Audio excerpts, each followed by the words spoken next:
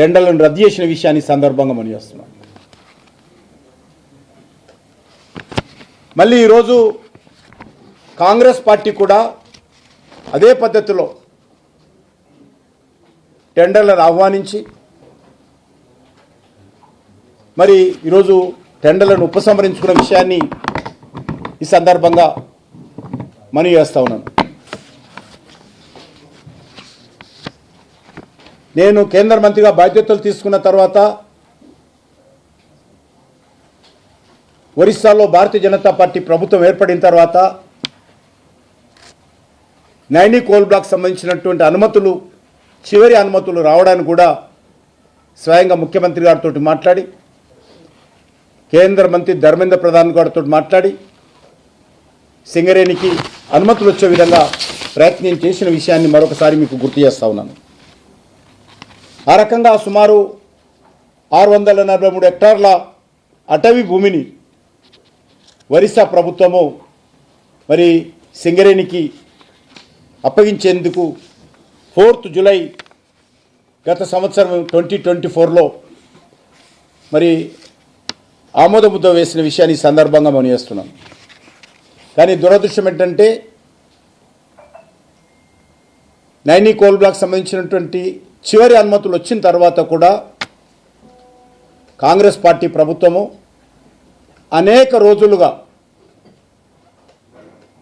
Coal block సంబంధించినటువంటి పనులు ప్రారంభించాల్సింది పోయి, టెండర్ల ప్రక్రియ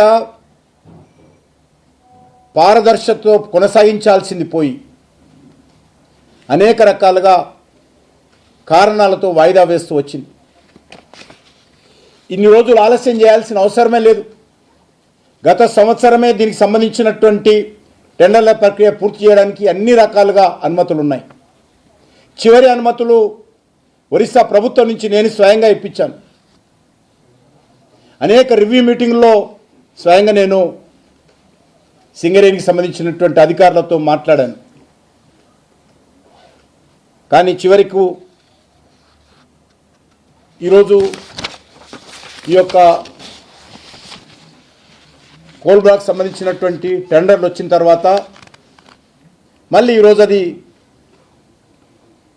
రద్దు కావడము, అనేక రకాల అక్రమాలు, అవినీతి జరిగిందనేటువంటి వార్తలు రావడము, నిజంగా ఇది సింగరేణి కార్మికుల పట్ల, సింగరేణి పట్ల అన్యాయం చేస్తూ ఉన్నారనే విషయాన్ని సందర్భంగా మనం చేస్తున్నాం. నైని కోల్ బ్లాక్ సంబంధించి ఎండిఓ నియమించాల్సి ఉంది.